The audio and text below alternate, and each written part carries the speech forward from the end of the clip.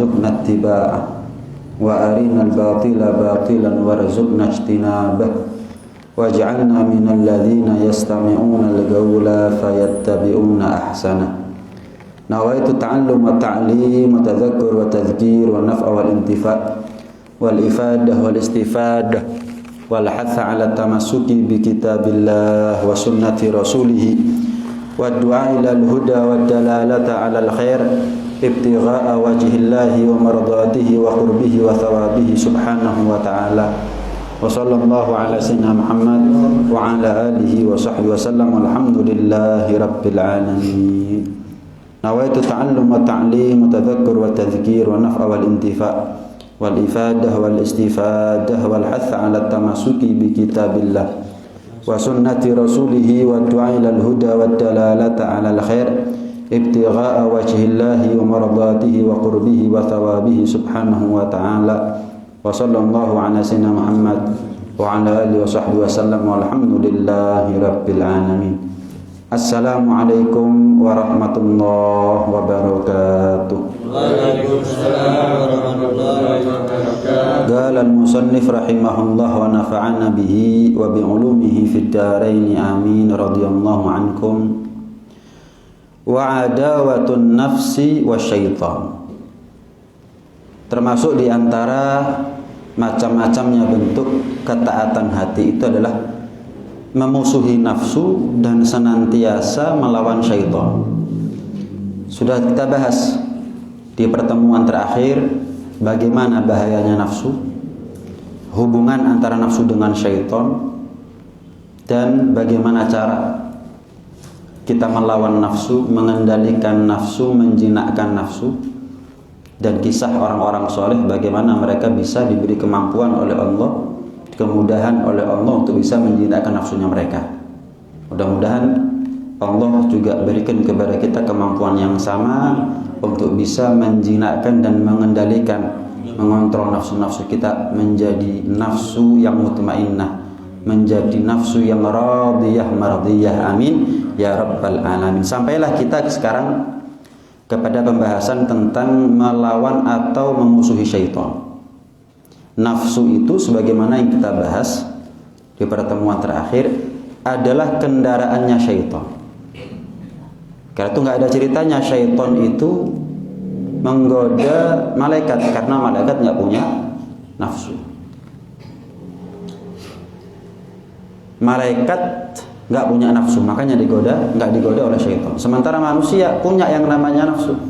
Karena itu kita yang selalu menjadi sasaran target daripada bujuk rayu syaitan.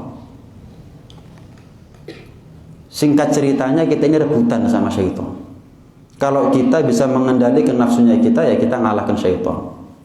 Tapi kalau syaitan yang mengendalikan nafsunya kita, ya berarti kita kalah perang sama syaitan. Ibarat kuda pacu saling berebut kita. Ibarat kuda pacu saling berebut. Nah, Allah subhanahu wa ta'ala banyak di dalam Al-Quran menjelaskan kepada kita, memperingatkan kepada kita tentang bahayanya syaitan. Di antaranya Allah mengatakan, ya ayyuhan nas, wahai sekalian manusia, kulu mimma fil ardi halalan thayyibah. Makan atas apa yang ada di muka bumi ini, makanan yang halal, makanan yang baik. Wala tattabi'u khutuwati syaitan, dan jangan sekali-kali kalian mengikuti langkah-langkahnya syaitan. Innahu lakum aduwwum mubin, karena sesungguhnya syaitan itu bagi kalian adalah musuh yang nyata. Nah, Allah pertama melarang kita jangan sampai kita ini makan sesuatu, makan yang haram. Setelah itu Allah larang kita mengikuti jejak langkahnya syaitan. Bukan berarti ini nggak ada kaitannya, bukan berarti ini nggak ada hubungannya. Kita ini akan menjadi berat, bahkan lebih kepada mustahil untuk bisa ngalahkan bujuk rayunya syaitan kalau kita nggak jaga makanan. Kata Allah mengatakan, kulu mimma fil ardi halalan thayyibah. Makan atas apa yang ada di muka bumi ini dari rezeki yang halal, makanan yang baik. baru Allah larang kita untuk mengikuti jejak langkahnya syaitan. Kalau kita gagal mengikuti perintah Allah, menaati perintah Allah, menjaga makanan, tentu konsekuensinya adalah kita gagal untuk menaati perintah Allah. Jangan sampai kita mengikuti jejak langkahnya syaitan. Jadi kalau kita nggak benar-benar jaga makanan, otomatis dah syaitan akan semakin mudah untuk menguasai kita. Semuanya dari makanan itu. Kalah menang kita melawan syaitan, itu langkah pertamanya adalah jaga makanan. Pernah diceritakan, nih ada seorang pemuda banyak taat kepada Allah Subhanahu wa taala, ahli ibadah. Kemudian syaitan mengatakan kepada bala tentaranya, kepada bawahannya, "Unduru min aina mat'am." Lapor satu setan. Gimana nih setan? Ini ada pemuda nih, taat, banyak amal ibadahnya. Kata setan yang pangkatnya lebih tinggi mengatakan, "Gak usah bingung, lihat aja dia makan makanan apa, dia jaga nggak apa yang masuk ke perutnya. Fa in kana mat'amuhu mat'ama su'in." Kalau ternyata apa yang dia makan itu adalah makanan yang buruk, makanan yang jelek, makanan yang haram, atau cara mendapatkannya haram, maka setan mengatakan, "Da'u yat'ab wa yajtahid faqad kafakum nafsah." Tinggalkan. Ada pemuda taat, banyak amal ibadahnya, tapi nggak jaga apa yang masuk ke perutnya. Carnois taat. Nggak usah bingung kita membujuk rayu dia. Kita cari mangsa yang lain aja. Kenapa? Dia sudah bikin capek dirinya sendiri. Wa ta'atu mimman haramun ya'kulu mimman haraman ya'kulu ya mithlul bina'i fawqa mawjin yuj'al. Orang yang taat tapi nggak jaga makanan apa yang masuk ke perutnya, itu seperti orang yang bangun satu rumah, satu gedung, satu istana tapi di atas lautan. Mustahil. Ibadah itu tidak akan diterima oleh Allah kecuali sebelumnya kita harus jaga apa yang masuk ke perutnya kita. Kembali kepada pembahasan bahwa langkah pertama untuk mengalahkan syaitan itu adalah menjaga apa yang masuk ke perutnya kita. Dalam ayat yang lain, Allah Subhanahu wa taala berfirman, "Innasyaitana lakum aduwwun fattakhidhuhu aduwwa." Syaitan ini bagi kalian adalah musuh. Bahkan dikatakan aduwwun mubin, musuh yang nyata. Kenapa kok dikatakan mubin? Musuh yang nyata syaitan ini. Karena dia bisa melihat kita nggak bisa melihat dia. Karena dia lebih alim daripada kita, lebih dulu tercipta daripada kita. Syaitan itu bukan maksiat karena kebodohannya. Syaitan itu maksiat karena kesombongannya. Di sisi yang lain, syaitan itu adalah makhluk yang alim sebetulnya. Dulu kumpulnya sama malaikat, ada di surga, tapi karena sombong terlaknat dia. Waliyahzubillah. Makanya Allah jelaskan banyak dalam ayat Al-Quran, "Innasyaitana lakum aduun." Syaitan itu bagi kalian musuh. Fattakhidhuhu aduwa, maka perlakukan yang namanya syaitan itu sebagai musuh. Kira-kira kalau kita punya musuh, naudzubillah, terus dia ngasih nasihat sama kita turut gak nasihatnya dia? Enggak lah. Curiga gak kira-kira kita? Curiga. Kita punya musuh, ada orang gak seneng sama kita, tapi tahu-tahu baik sama kita. Wah, ada apa nih? Kan begitu. Makanya fattakhidhuhu aduwa. Allah perintah kepada kita, jadikan syaitan itu sebagai musuh. Semua orang ini juga tahu bahwa syaitan ini musuh, kan begitu. Tapi banyak di antara manusia yang tidak memperlakukan syaitan sebagai musuh, malah akrab sama syaitan. Nyuruh apa syaitan nurut dia.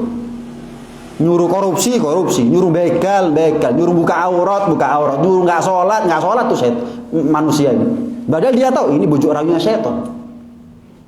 Makanya nanti di akhirat, ketika semua orang itu masuk neraka nuding syaitan, gara-gara ini. Apa katanya syaitan? Saya nggak punya kuasa sama kamu. Kamu jangan nyalahkan saya. Saya kan cuma ngajak, tapi kamu nurut. Lawang saya ini ngajak kamu celaka, kamu mau. Kamu nyalahkan saya. Ibarat ada orang ngajak orang lain terjun dari jurang, terus nurut. Yang salah siapa? Yang nurut, bukan yang ngajak. Syaitan ini nggak pernah ngajak baik sama kita. Kok kita nurut? Katanya syaitan, saya ini nggak nyetir kamu. Saya cuma ngajak kamu mau. Wis. Pegel syaitan itu nanti masuk neraka, dituding-tuding sama ahli neraka, gara-gara kau nih, gara-gara sih. Apa kuasanya saya? Apa kuasanya saya ngontrol kamu, mengendalikan kamu, menyetir kamu? Enggak, saya enggak punya sultan, enggak punya kuasa. Tapi kamu saya ajak kamu nurut, ya wis. Makanya dikatakan inna syaitana lakum aduwwun fattakhiduhu aduwwa. Perlakukan syaitan sebagai musuh. Kita tahu kalau syaitan itu musuh, tapi kenapa kita ini akrab sama syaitan? Innama yad'u hizbahu liyakunu min ashabis sa'ir.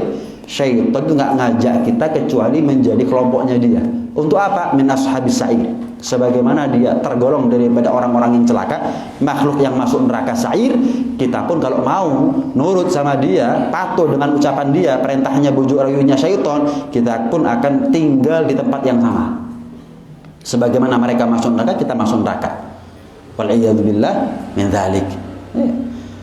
Dikatakan ketika Allah berfirman, inna syaitana lakum aduwwun fattakhidhuhu aduwwa. Syaitan itu musuh, maka perlakukan syaitan sebagai musuh. Yang pertama kali syaitan incar dari kita itu imannya kita. Nggak nanggung. Saya mau tanya, syaitan itu kalau masuk neraka, apakah mungkin masuk surga? Nah, yang dia cari itu adalah gimana caranya yang kafir tetap kafir, yang iman jadi kafir, jadi murtad. Kenapa? Sebagaimana mereka kapan masuk neraka selama-lamanya abadi, orang kafir atau orang murtad juga begitu, masuk neraka selamanya sudah. Jadi nggak nanggung, nggak setengah-setengah. Makanya perjuangan kita ini jangan setengah-setengah untuk melawan syaitan, karena syaitan ini nggak nanggung-nanggung. Ngajak kita yang pertama kali, incarannya dia kepada kita adalah iman. Kalau misal ternyata syaitan itu gagal membujuk kita, merayu kita untuk menjual dan menggadaikan imannya kita, maka bujuk rayu syaitan yang kedua adalah gimana caranya kita nggak sholat pertama kali. Bukan ibadah yang lain, bukan jangan puasa, jangan zakat, jangan haji, enggak. Pertama kali ojo sholat. Iman, diajak kafir sama syaitan nggak nurut. Nggak patuh. Jarnowis katanya, Jarnowis iman dong, tapi ojo sholat. Mungkin dibuat dia capek, dibuat dia malas, dibuat dia ngantuk, dibuat dia sibuk, dia jauh dari pengajian, dia jauh dari ilmu agama, dia jauh dari ulama. Jadi sehingga orang dengan entengnya dia mengatakan nggak sholat nggak apa-apa, Allah nggak butuh sama ibadahnya kita, dan seterusnya. Jangan sholat. Kenapa? Awwalu ma yuhasabu bihil abdu yaumal qiyamah as-shalah. Yang pertama kali Allah hisab kita nanti itu adalah sholat. Kalau sholatnya baik, semua ibadahnya kita nggak ditanya lagi sama Allah. Kalau sholatnya baik, jelas ibadah kita yang lain baik. Saya mau tanya, orang kalau tobat yang pertama kali dia bingung kenapa? Zakatnya, hajinya, puasanya, qadha sholatnya. Tabiat manusia begitu seorang muslim. Kapan dia tobat? Sholatku. Nah ya sudah. Karena memang tolak ukur baik nggak baiknya manusia itu adalah dari sholat. Baik nggak baiknya ibadah orang itu adalah dari sholatnya.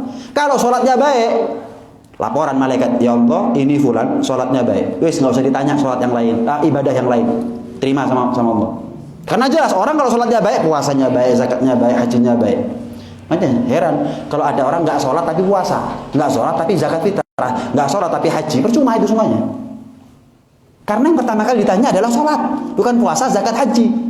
Laporan malaikat, ya Allah nggak sholat, ya wis mlebu neraka. Loh, tapi dia puasa, tapi dia zakat, tapi dia nggak haji, nggak diterima. Nggak diterima puasanya, nggak diterima zakatnya, nggak diterima hajinya, masuk neraka. Yang pertama kali ditanya adalah sholat. Kan banyak orang itu puasa, zakat, ya haji, tapi nggak sholat, sholatnya bolong-bolong. Loh, ibarat wadah, ibarat ada isi tapi nggak ada wadah. Sholat ibarat wadah. Puasa, zakat, haji dan ibadah yang lain ibarat isinya. Lah kalau wadahnya nggak ada, kita bawa bekal kepada Allah dengan puasa, zakat, haji dan lain sebagainya dengan apa? Ada wadahnya tapi kosong, ya percuma juga. Namanya orang bawa kresek ya ada isinya begitu. Namanya orang itu bawa sholat ya ada puasanya, ada zakatnya, ada hajinya. Makanya sholat itu tolak ukur. Sholat itu tolak ukur baik. Orang kalau sholatnya baik berarti ada wadah, ada isi. Secara umum begitu. Nah kalau ada orang bingung puasanya, zakatnya, hajinya tapi nggak sholat, intinya membawa pakai apa? Kalau nggak ada wadahnya. Jadi setelah gagal syaitan mengajak kita untuk kafir, untuk murtad, maka yang pertama kali syaitan mengajak kita jangan sholat, bukan jangan puasa, jangan zakat, jangan haji. Pertama kali. Ternyata syaitan gagal. Tetap kita dikasih hidayah, dikasih taufik oleh Allah, tetap sholat. Tetap sholat. Maka godaan ketiga daripada syaitan adalah ya wis sholat tapi jangan lama-lama. Cepetan, jangan kesuwen, jangan khusyuk-khusyuk, jangan tumak-ninah, untung-untungan. Wong urip zaman saiki sholat alhamdulillah bisa. Selamat. Tuh lihat ada orang yang enggak sholat. Dibujuk kita. Dibujuk. Seharusnya kan kalau kita cerdas. Loh, saya tahu dalam urusan akhirat, dalam urusan ibadah itu kita bukan melihat yang di bawah, melihat yang di atas. Itu ada sholat khusyuk. Bukan kalau bujuk orangnya setan apa? Untung-untungan orang seperti kamu sholat. Banyak yang lain enggak sholat. Tuh lihat. Nah, tertipu kita. Dalam urusan dunia, kita seharusnya melihat yang di bawah. Bukan dalam urusan taat kita melihat yang di bawah. Dalam urusan ibadah kita melihat yang di atas.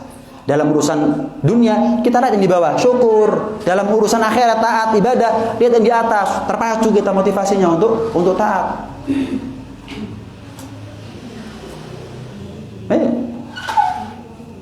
Kalau ternyata gagal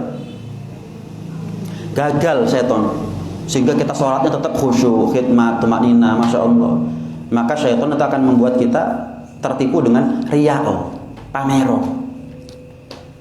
Kalau gagal juga, maka yang paling akhir dan ini yang paling berat, apa itu? Sombong, merasa lebih dari orang lain. Ini samar. Orang riya itu samar. Ada yang lebih samar. Apa sombong? Riya ini ingin pamer. Tapi kan orang riya itu butuh usaha begitu loh. Orang sombong itu cenderung kepada pamer. Orang sombong itu cenderung kepada pamer. Berarti penyebab orang pamer itu adalah sombong. Makanya dikatakan orang riya sama orang sombong, lebih berat mana? Sombong. Kenapa? Sombong itu cenderung kepada pamer. Orang pamer itu gara-gara sombongnya, merasa lebih dari orang lain. Dipikir dek sih koyo ngono. Alhamdulillah, misal update status, alhamdulillah saya sudah tahajud. Lu dipikir dek yang tahajud. Alhamdulillah saya sekarang sedang berbuka puasa atas puasa Senin Kamis. Lu dipikir dek merasa lebih dari orang lain. Makanya datang godaan yang kelima yang paling berat adalah sombong. Kalau sombong nggak perlu pamer. Tapi kalau pamer dari sombong. Tapi kalau sombong nggak perlu pamer. Saya nggak riya, Bib. Duh, omongan seperti ini riya. Saya tidak merasa lebih dari orang lain, Bib. Duh, omongan seperti ini ada celah kesombongan itu. Sombong itu merasa lebih, walaupun nggak pamer dia. Walaupun nggak ngomong, walaupun orang nggak tahu, walaupun dia nggak update status, dalam hati dia saya lebih baik dari fulan. Ya wes, itu sombong. Lebih riya, lebih samar, lebih halus daripada pamer, daripada riya. Itu yang paling berat. Jadi yang paling berat itu adalah kesombongan. Tapi target utama daripada syaitan kepada kita adalah kekufuran. Waliyadzubillah. Kata ulama begini, syaitan itu menasehati dalam tanda kutip kepada Nabi Adam. Saya mau tanya, Nabi Adam celaka gara-gara siapa? Gara-gara setan, gara-gara iblis. Tapi iblis itu menggoda Nabi Adam dengan bahasa apa? Inni lakuma laminan nasihin. Adam, Hawa, aku ini, kata syaitan, ngasih nasihat sama kamu. Tapi ternyata menipu, menjebak. Sementara syaitan janji kepada Allah, sumpah di depan Allah, gala wa bi'izzatika la ughwiyannahum ajmain. Ya Allah, demi kemuliaan-Mu, aku syaitan ini akan menjerumuskan dan menyesatkan anak cucu Adam semuanya. Loh, gambarannya begini. Kalau syaitan pura-pura menasehati Nabi Adam, itu loh ternyata menyesatkan. Lah kalau kepada kita bukan pura-pura menasehati, memang terang-terangan, la ughwiyannahum ajmain. Aku akan menyesatkan anak Adam. Ya apa sih? Sama Nabi Adam pura-pura menasihati, ternyata menyesatkan. Kalau sama kita ini terang-terangan tak sesat kon. Ya apa sih? Lah kalau Nabi Adam aja tertipu, apalagi kita. Memang perjuangan melawan syaitan itu berat. Tapi ketahuilah kalau ada perjuangan dari kita, maka syaitan melawan kita, mengalahkan kita juga ada beratnya. Saya mau tanya, ngalahkan syaitan ini berat enggak? Berat enggak? Berat. Mau kita ini banyak kalahnya kok sampai sekarang. Tapi asal kita tahu, kalau ada perjuangan dari kita, syaitan juga merasa abot ngalahno fulan. Nah, tapi kalau kita nyerah, ya enteng. Memang berat. Tapi harus diperjuangkan. Kenapa? Agar syaitan itu juga merasa berat melawan kita. Lah kalau kita abot terus nyerah, tambah enteng, tambah seneng syaitan. Ya bunuh diri itu namanya. Bunuh diri. Nah, iya. Kemudian Allah Subhanahu wa taala berfirman dalam Al-Qur'an begini. Ya ayyuhalladzina amanu la tattabi'u khutuwatis syaitan. Orang-orang yang beriman, jangan sekali-kali kalian itu mengikuti jejak langkahnya syaitan. Wa may yattabi' khutuwatis syaitan fa innahu ya'muru bil fahsya'i wal munkar. Barang siapa yang nurut sama setan, setan itu mengajak kalian kepada perbuatan keji dan mungkar. Kapan setan ngajak sholato? Nggak ada. Puasao? Nggak ada. Tutupan auratmu? Nggak ada. Jaga lisanmu, jaga hatimu, jaga, nggak ada. Setan selalu mengajak kepada kita kepada kekejian dan kemungkaran. Cuman caranya aja yang halus. Walaula fadlullah alaikum wa rahmatuh. Allah mengatakan, kalau bukan karena kedermawanan Allah dan kalau bukan karena rahmatnya Allah, ma zaka minkum min ahadin abada. Niscaya kalian tidak akan ada yang bisa selamat dari bujuk rayunya syaitan. Makanya di sini kalau kita merasa bahwa berat melawan syaitan, maka gak ada yang bisa menolong kita kecuali siapa? Allah.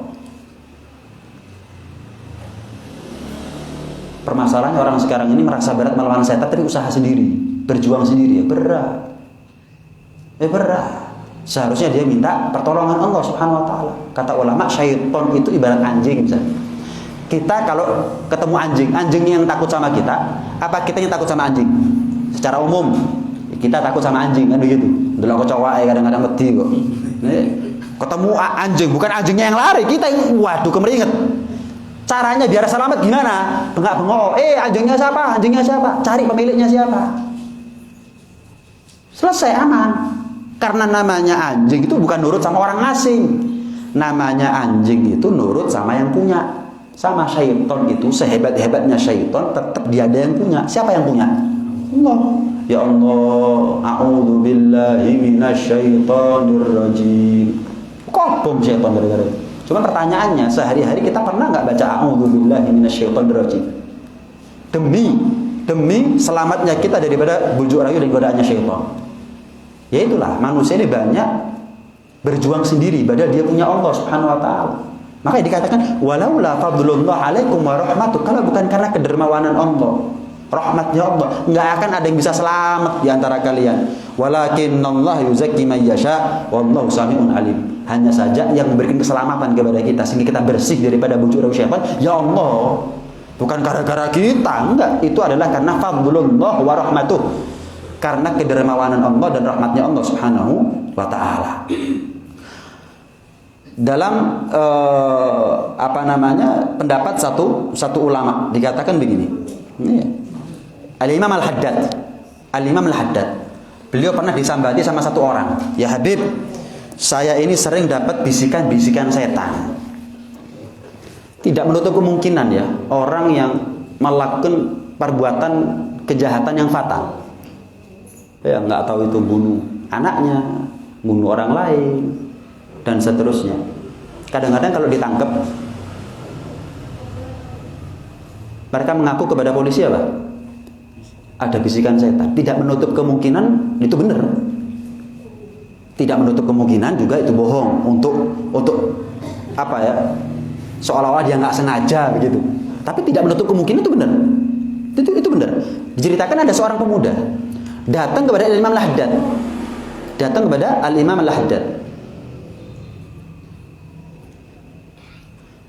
Ya Habib, saya ini kadang-kadang nggak kuat menerima bisikan setan. Kadang setan ngajak saya begini, ngajak saya begitu. Saya kadang-kadang kalah. Ada nggak amalan ya Habib yang dari amalan itu insya Allah saya bisa selamat daripada bisikan setan? Setan itu ngajak saya begini, saya nurut. Ngajak saya begitu, saya nurut.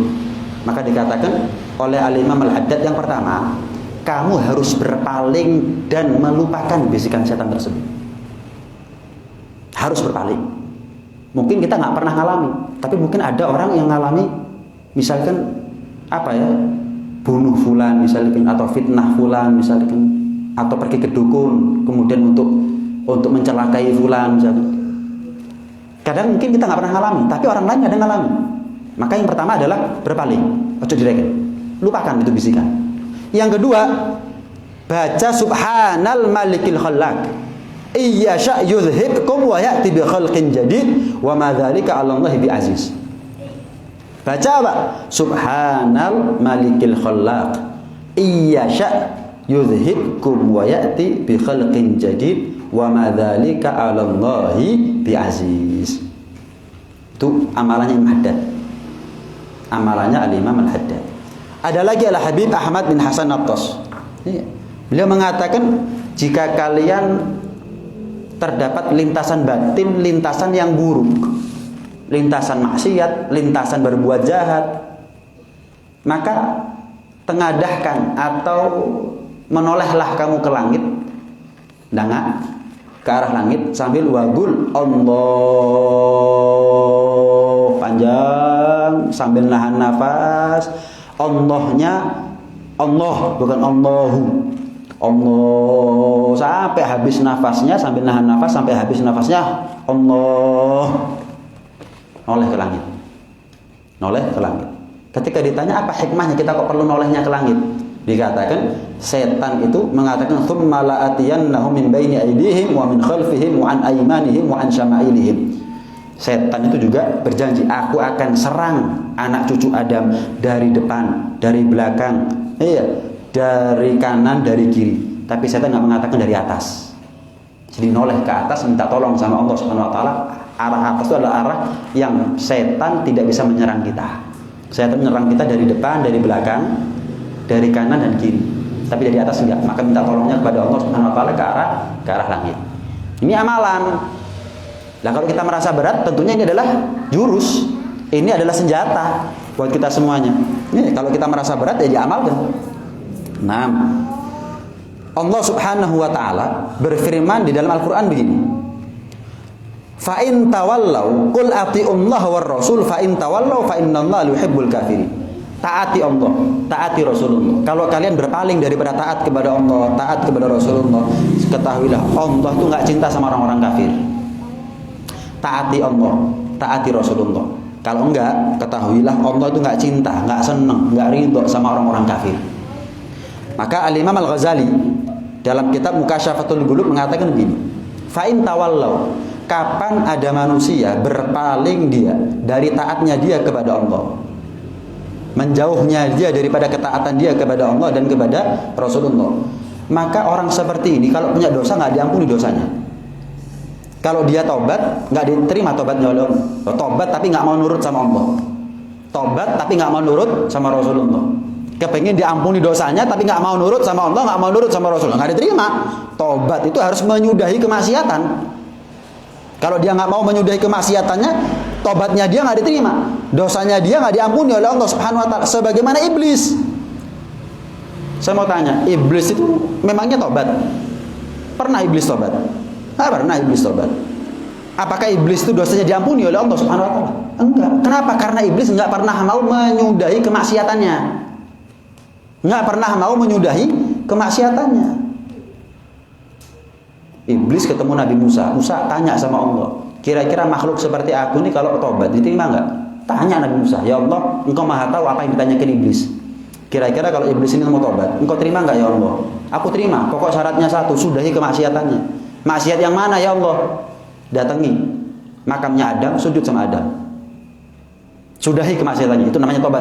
Aku terima tobatnya dia, aku ampun dosanya dia, masuk surga. Jelas ini ya. Datang Nabi Musa kepada iblis. Iblis, Allah kasih kabar gembira buat kamu. Apa? Allah terima tobatnya kamu. Oh iya, tapi satu syaratnya. Apa itu? Sudahi kemaksiatan, mentas dari kemaksiatan. Mentas yang mana? Kemaksiatan yang mana? Kamu kan dulu tuh terlaknat gara-gara nggak mau sujud sama Nabi Adam. Sudah, sekarang cari makamnya Nabi Adam, pergi ke makamnya Nabi Adam. Sudah, sujudlah kamu kepada Nabi Adam. Allah terima tobatnya kamu. Allah ampuni dosanya kamu dan Allah buat kamu pantas untuk masuk surga. Apa katanya iblis? Musa, ketika Adam di surga dan hidup, aku lo nggak mau sujud kepada Adam. Lah kok Adam sudah mati aku disuruh sujud? Ya tetap loh. Lah kalau seperti ini, kepingin diampuni, kepingin masuk surga, kepingin diterima taubatnya, tapi nggak mau nurut sama Allah, nggak mau nurut sama Rasulullah. Ya karena dewe di sini, yang gaya bikin surga dewe. Jelas nih. Lo banyak loh orang sekarang ini kepingin diampuni, kepingin masuk surga, kepingin diterima taubatnya, tapi nggak mau nurut sama Allah, nggak mau nurut sama Rasulullah. Contoh, Beb, saya ini Beb lama nggak sholat Beb, saya tobat, saya hijrah. Hukumnya gimana orang kalau nggak sholat? Wajib diqodho enggak? Saya tanya, kamu ada kewajiban qodho berapa tahun? Nggak sholat berapa tahun? 10 tahun Beb, ya sudah. Di total aja kira-kira kalau 10 tahun itu kewajiban sholat subuhnya kamu berapa, duhur, asar, maghrib, isya'nya kamu berapa. Wis diqodho semampunya. Artinya bukan berarti habis waktunya kita, umurnya kita untuk qodho. Wis gak ada istirahatnya, nggak ada kerjanya, nggak ngasih nafkah anak istri, nggak belajar waktunya sekolah, kuliah, mondok, ya tetap. Cuman kok nganggur ya, kok nggak ngantuk ya, kok nggak capek ya, ya sudah qodhoi. Kadang-kadang orang apa? Duh Beb, ya apa Beb lu ya apa sih? Kepingin diterima taubatnya, kepingin dipantaskan masuk surga, kepingin diampuni dosanya, tapi nggak menurut sama Allah. Ya nggak bisa. Qul ati'ullaha war rasul, fa in tawallau fa innallaha la yuhibbul kafirin. Taati Allah, taati Rasulullah. Kalau enggak, kalian tidak dicintai oleh Allah Subhanahu wa taala. Jelas nih ya. Sebagaimana iblis. Karena dia nggak mau nurut sama Allah, nggak mau nurut sama Rasulullah, maka tobatnya dia nggak diterima, tidak diampuni dosa-dosanya dia. Beda sama Nabi Adam. Kalau Nabi Adam kapan tobatnya diterima oleh Allah Subhanahu Wa Taala. Kenapa? Karena Nabi Adam itu mentas dari kemaksiatannya. Dalam tanda kutip ya, jangan disamakan maksiat yang saya nisbatkan kepada Nabi Adam sama dengan maksiat yang kita nisbatkan kepada diri kita. Kalau maksiatnya kita ini ada resiko su'ul khotimah, ada resiko dosa, ada resiko neraka. Tapi kalau maksiatnya Nabi Adam, nggak ada resiko su'ul khotimah, nggak ada resiko dosa, nggak ada resiko neraka. Walaupun bahasanya sama-sama salah, sama-sama maksiat, cuman beda. Nah, Nabi Adam tobat diterima tobatnya oleh Allah SWT. Fatalaqqa Adam rabbihi fataba alaihi innahu huwa tawwabur rahim. Allah terima tobatnya Nabi Adam. Gara-gara apa? Gara-gara Nabi Adam mengaku kalau dia berdosa, menyesal dan mencaci dirinya sendiri. Artinya kecewa dan malu sama dirinya sendiri atas perbuatan dia, kenapa kok nurut sama syaitan. Iya. Walaupun secara hakikat dosanya Nabi Adam atau salahnya Nabi Adam bukan berakibat kepada dosa. Nah, bahkan bahkan Nabi Adam alaihissalam mengatakan apa? Rabbana zalamna anfusana wa illam taghfir lana wa tarhamna lanakunanna minal khasirin. Ya Allah, aku telah berbuat zalim sama diriku sendiri. Ini kan mencaci dirinya sendiri, bentuk kekecewaan dan malu kepada dirinya sendiri. Bagus. Ini tanda orang yang tobatnya diterima oleh Allah Subhanahu wa taala. Nyesel. Kok niki milah apa sih? Kamu ini nih, kenapa sih begitu? Nyesel kan kamu sekarang? Misalnya gitu. Rabbana zalamna anfusana wa illam taghfir lana wa tarhamna. Kalau engkau enggak ampuni kami ya Allah, kalau engkau tidak merahmati kami ya Allah, lanakunanna minal khasirin. Kami betul-betul menjadi orang yang rugi ya Allah. Ini kalimatnya Nabi Adam. Mana ada kalimat seperti diucapkan oleh iblis? Coba iblis ngomong sebagaimana Nabi Adam ngomong, Rabbana zalamna anfusana wa illam taghfir lana wa tarhamna lanakunanna minal khasirin. Diterima tobatnya oleh Allah Subhanahu wa taala. Saya mau tanya, iblis sama Fir'aun itu lebih parah Fir'aun. Iblis nggak pernah ngaku Tuhan, Fir'aun ngaku Tuhan. Tapi Fir'aun itu diterima tobatnya oleh Allah. Saking telat. Nyawa sudah nyampe kerongkongan baru aku iman sebagaimana imannya Musa dan Harun. Aku iman kepada Tuhan, Tuhannya Musa dan Harun. Tapi nyawa sudah sampai kerongkongan. Padahal ngaku Tuhan, iblis nggak pernah ngaku Tuhan. Lah kalau Fir'aun aja coba nggak telat, diampuni itu dosanya oleh Allah Subhanahu wa taala. Fir'aun. Apalagi iblis yang nggak pernah ngaku Tuhan. Seandainya iblis itu sekarang ini tobat kepada Allah, mari bisa urusan. Mari bisa. Tapi sudah merupakan satu keniscayaan dan kepastian dari Allah. Nggak mungkin yang namanya iblis tobat itu nggak mungkin. Makanya orang sombong itu susah tobat. Orang sombong susah tobat. Kenapa orang sombong itu ghamtun nas wa batarul haq? yang bikin orang sombong susah tobat karena dia meremehkan orang dan menolak kebenaran. Nah, itu. Gara-gara dia menolak kebenaran, ya kapan dia mau tobat? Menolak kebenaran. Orang tobat harus ngerti kalau dia salah dan dia tahu yang benar bagaimana. Lah kalau orang itu mau tobat tapi menolak kebenaran, ya nggak mungkin. Ada loh orang yang lebih sombong daripada iblis itu. Siapa? Orang yang nggak mau sholat. Kalau iblis itu sombong karena nggak mau sujud kepada Nabi Adam. Tapi orang yang nggak mau sholat sombong karena dia nggak mau sujud kepada Tuhannya Nabi Adam. Hati-hati nih orang nggak sholat. Ya, sebagaimana iblis nggak bisa tobat gara-gara sombong, dia nggak pernah mau tobat. Ya sama, orang yang nggak mau sholat karena lebih parah. Hati-hati nggak tobat-tobat loh nanti. Nggak tobat-tobat loh nanti. Orang sombong itu merasa lebih dari orang lain, sehingga ucapannya orang lain nggak diterima sama dia. Loh, menasehati saya, arek kapan kan? Nah itu orang sombong itu. Selagi manusia itu maksiat gara-gara syahwat, masih ada kemungkinan dia untuk tobat. Kenapa? Orang syahwat masih bisa diampuni dosanya, kan begitu ya? Masih bisa dinasehati, dijak mikir, ditungakno, dinasehati, itu masih bisa. Di lobi itu masih bisa. Selagi orang itu maksiat gara-gara syahwat. Tapi orang kalau maksiat gara-gara sombong, apalagi seperti iblis atau lebih parah daripada iblis, apa itu? Nggak sholat tuh, berat dia mau tobat. Kenapa? Ngeremehkan orang. Arek kapan? Kamu nggak tahu siapa saya? Nah itu aja. Penyakit sombong ini, mengena kepada siapapun, hatta ulama juga berat, walaupun dikasih tahu kalau salah. Ini, makanya ketika datang rombongan kepada Rasulullah SAW, yang mana rombongan-rombongan ini adalah orang-orang pembesar Quraisy. Datang kepada Rasulullah, ya Rasulullah, kami ini pembesar Quraisy. Ini dari suku A, dari suku B, dari suku C. Kami bukan hanya punya keluarga, tapi kami juga punya umat. Kami siap ikut agama kamu, agama Islam, asal syaratnya satu ya Rasul. Apa itu? Jangan wajibkan bagi kami sholat. Langsung ditolak. La khaira fi dinin la ruku'a fihi. Enggak ada baiknya suatu agama yang ada rukuknya di situ. Ditolak mentah-mentah. Kenapa? Orang yang nggak mau sholat itu sombong, dan sombongnya lebih daripada sombongnya iblis. Kenapa? Karena iblis nggak mau sujud kepada Nabi Adam. Kalau orang yang nggak mau sholat, nggak mau sujud kepada Tuhannya Nabi Adam. Seandainya iblis diperintah oleh Allah sujud kepada Allah, nurut iblis. Ada orang suruh sujud kepada Allah nggak mau nurut, lebih parah dari iblis berarti. Saking Allah perintah kepada iblis untuk sujud kepada Nabi Adam, ya sombong dia kepada Nabi Adam. Tapi iblis nggak pernah sombong kepada Allah. Orang yang nggak mau sholat sombong kepada Allah Subhanahu Wa Taala. Maka ditolak, nggak dilobi dulu pembesar Quraisy itu oleh Rasul. Nggak dilobi, dinasehati, kayak didoakan, kayak nggak diajak mikir, nggak langsung. La khaira fi dinin la ruku'a fihi. Nggak ada baiknya suatu agama yang ada rukuknya. Ditolak mentah-mentah. Di kemudian hari datang seorang pemuda kafir sendirian, bukan siapa-siapa, bukan tokoh, bukan pembesar, bukan pemegede Quraisy. Datang kepada Rasulullah SAW. Ya Rasul, iya, wahai Muhammad, aku ini siap ikut agama kamu, tapi syaratnya satu. Apa itu? Jangan haramkan bagiku zina. Bukan langsung ditolak oleh Rasulullah, dinasehati, dilobi, dijak mikir, didoakan. Sebentar, kata Rasulullah, seandainya ibu kamu atau saudara perempuan kamu atau anak perempuan kamu dizinai sama orang, ridho nggak? Kalau kamu nggak ridho, ya sudah. Jangan-jangan selama ini kamu zina dengan ibunya orang, anak perempuannya orang, atau saudara perempuannya orang. Kalau kamu nggak mau dicoreng nama baik keluarga kamu, ya jangan mencoreng nama baik keluarga orang lain.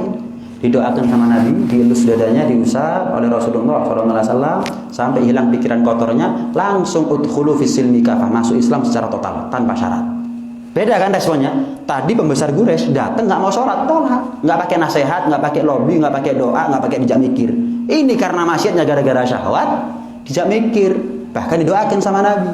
Artinya orang sombong itu susah menerima nasihat, makanya nggak dinasihati sama Nabi. Susah diajak mikir. Kenapa? Nolak kebenaran. Diajak mikir gimana? Orang sombong nggak bisa diajak ilmiah. Digedekno geng sini toh. Tapi kalau orang selagi maksiat gara-gara syahwat, masih ada potensi dia untuk tobat. Ya. Insya Allah kita lanjutkan di pertemuan yang akan datang. Saya mau nambahi sedikit masalah malam nisfu Sya'ban. Iya, malam nisfu Sya'ban itu kata Syekh Abdul Qadir Jilani paling afdolnya malam setelah malam Lailatul Qadar. Maka ketika kita ini, karena malam Lailatul Qadar itu dirahasiakan oleh Allah, sehingga kita nggak tahu kita ini pernah nggak ya dapat kesempatan kemuliaan malam Lailatul Qadar kan dirahasiakan sama Allah, nggak tahu kapan. Mungkin kita nggak pernah dapat. Maka jangan sampai datang kesempatan yang kedua kita juga nggak dapat kemuliaannya apa itu malam nisfu Sya'ban. Malam Lailatul Qadar adalah malam yang paling mulia dalam Islam. Yang kedua adalah malam nisfu Sya'ban. Malam Lailatul Qadar susah untuk kita dapatkan. Tapi ada kalanya orang itu ngalami Lailatul Qadar tapi dia nggak tahu. Ada kalanya. Jelas ini ya. Tapi kalau kita merasa nggak percaya diri, mungkin saya selama ini nggak pernah ngerasa tuh saya dapat kemuliaannya malam Lailatul Qadar karena memang dirahasiakan sama Allah. Maka malam nisfu Sya'ban tidak dirahasiakan oleh Allah. Jangan sampai kehilangan kesempatan. Jangan sampai kehilangan kesempatan. Kalau kita nggak dapat kesempatan malam Lailatul Qadar, jangan sampai kehilangan kesempatan untuk dapat kemuliaan malam nisfu Sya'ban. Al-Imam As-Subuki mengatakan kalau kita memuliakan malam Jumat, maka dosa seminggu diampuni oleh Allah. Kalau kita memuliakan malam nisfu Sya'ban, dosa selama setahun diampuni oleh Allah.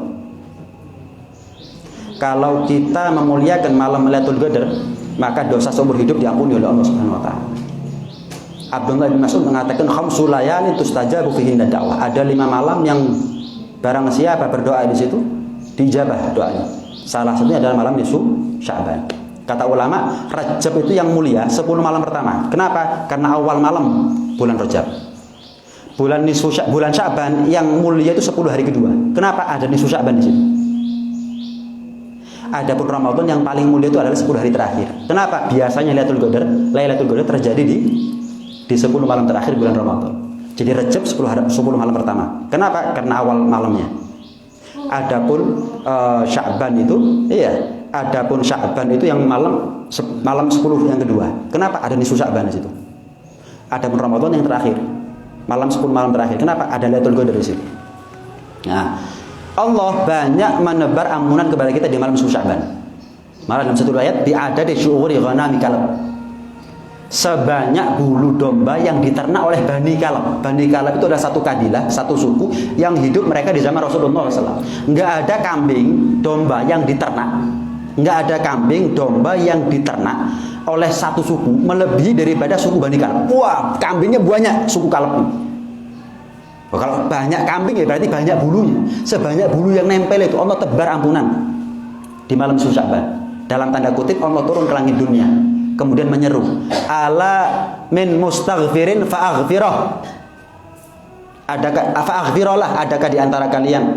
Jadi mulai maghrib sampai subuh Allah itu menyeru, siapa yang minta ampun aku ampuni, siapa yang minta rezeki aku kasih rezeki, siapa yang sakit minta selamat aku kasih, siapa yang mau ini, siapa yang mau itu, sampai subuh. Jadi jangan dilewatkan kemuliaan malam nisfu Sya'ban. Hanya saja ada beberapa orang walaupun dia hidup di malam nisfu Sya'ban, tapi dia tidak akan mendapatkan ampunan rahmatnya Allah di malam nisfu Sya'ban gara-gara kesyirikan. Dukun. Misalkan ya dukun, percaya zodiak, percaya ramalan, kesyirikan. Kemudian anak yang durhaka sama orang tua. Anak yang durhaka sama orang tua. Kemudian mudminul khamr, pecandu khamr, nggak mau tobat dari khamrnya, pembunuh, nggak mau tobat dari pembunuhannya, tetap dia zalim sama orang lain, nekat tuh, gak wani, nggak wedi blas, wani tok, bacok wong enak aja, bacok wong, nggak tobat, walaupun dia ketemu ribuan manusia susah nggak akan diampuni oleh Allah SWT. Kemudian pegawai pajak dan cukai, itu kedoliman. Jadi jangan heran kalau ada ustadz yang mengatakan hukum menarik pajak itu haram, maka yang makan juga haram. Saya mau tanya, hukumnya riba haram enggak? Pegawainya bang, sudah, narik pajak itu hukumnya haram. Yang bekerja juga haram, sama sebenarnya pegawai bang itu. Orang-orang nggak ngerti tapi nyalain ustadz kadang-kadang. Oh, itu radikal itu. Kok nggak ngerti? Kamu ini nggak tahu, dikasih tahu kok malah nyalain yang ngerti. Memang hukumnya haram. Nggak sekalian Nabi dibilang radikal. Hadisnya Nabi memang. Makanya jenengan jangan bangga kalau punya anak kerja di kantor pajak atau kantor cukai. Kenapa? Dolim. Loh, saya punya rumah dibiayai negara untuk saya beli. Saya punya mobil beli, diuruni negara. Lah kok ditarik pajaknya? Saya import barang, keringet-keringetku, muka-mukaku, utang yo aku sing nyaur, negara nggak ikut apa-apa, 2,5% atau berapa persen loh. Apa maksudnya? Apa maksudnya? Nggak bisa dong. Oh enggak, Beb, ini untuk infrastruktur. Ya boleh ditarik, tapi kalau pajak kan hukumnya wajib. Kalau enggak dipenjara, ya dolim itu namanya. Niatnya baik harus dengan cara yang baik. Mana ada di zaman Nabi gara-gara infrastruktur kemudian narik pajak? Nggak ada di zaman Nabi. Nggak ada. Ada ustadz ngomong begini, radikal. Ya apa sih? Repot orang zaman saya, nggak ngerti. Jadi karena fatwanya bertolak belakang dengan nafsunya, langsung nyalain ustadznya. Gitu loh masalahnya orang sekarang ini. Seharusnya kan dia nurut sama ustadznya biar jinak nafsunya, dia enggak. Termasuk orang yang dapat ampunan Allah, rahmatnya Allah di malam Saban itu. Ayo saya mau tanya, jenengan ditarik pajak seneng dah? Ayo. Saya mau tanya, ditegak enggak orang ditarik pajak itu? Ditegak apa? Sangkut pautnya itu apa? Hubungannya itu apa? Kok mau ditarik? Cuman masalahnya, loh Bib, kalau memang haram Bib, nah kita bayar berarti haram Bib, bantu orang maksiat. Loh masalahnya kita kalau nggak bayar di penjara. Ya, terpaksa bayar kan? Ya sudah, terpaksa bayar, kita bukan dengan sukarela kita bayar, terpaksa bayar. Saya adalah warga negara yang taat pajak, keliru kan? Kamu ngomong seperti itu adalah berarti kamu dukung kemaksiatan. Jangan mau jadi duta pajak misalkan. Cok gelem. Kenapa kamu dukung kemaksiatan itu namanya? Enggak sekalian aja jadi duta bank, duta pabrik Homer begitu. Iya enggak, sama itu. Sering saya datang orang yang anaknya lulus SMA kepingin kuliah terus segala macam, saya wanti-wanti jangan masuk bank, jangan kerja di cukai atau pajak. Ya saya jelaskan sebagaimana saya jelaskan begini. Kalau bisa jangan di PNS, jangan jadi PNS. Kenapa? Ya dari pajak juga. Tapi nggak langsung gitu loh. Kan negara ini juga punya BUMN. Ya itu kan halal itu. Punya usaha kan usaha. Tapi syubhat ya. Tapi kalau pegawai pajak, cukai, bank, langsung gitu. Makan uang haram sungguhan itu sudah. Jangan, hati-hati. Banyak orang nggak ngerti. Mentang-mentang gaji gede, kabeh gaji gede.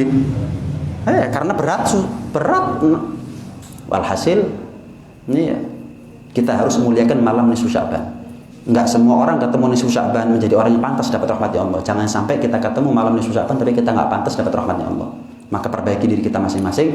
Mudah-mudahan kita termasuk di antara mereka yang kasih panjang umur, sehat walafiat dalam keadaan taat kepada Allah, patuh kepada Rasulullah sallallahu alaihi wa ala alihi wasallam. Amin Allahumma amin. Amin ya rabbal alamin. Rabbana anfa'na bima 'allamtana, rabbi 'allimna alladhi yanfa'una, rabbi faqihna wa faqih ahlana wa qarabatin lana fi dinina ma hal kutri untha wa dzakar. Rabbi wafiqhum lima tartadi qawlan wa fi'lan karama wa rizqil kulla halalan daima wa akhilla atqiya ulama نحظى بالخير فكل شر ربنا أصلح لنا كل شؤون وأجر بالرضا منك العيون واقض عنا ربنا كل الديون قبل أن تأتينا رسلا منون واغفر واستر أنت أكرم من ستر وصلاة الله تغشى المصطفى من إلى الحج دعانا والوفاء بكتاب فيه للناس شفاء وعلى الآل الكرام الشرفاء وعلى الصحب ومصابيح الغرر اللهم اهدنا بهداك واجعلنا ممن يسارع في رضاك ولا تولينا وليا سواك ولا تجعلنا ممن خالف أمرك وعصاك وحسبنا الله ونعم الوكيل ولا حول ولا قوة إلا بالله العلي العظيم وصلى الله على سيدنا محمد وعلى آله وصحبه وسلم الحمد لله رب العالمين. الفاتحة.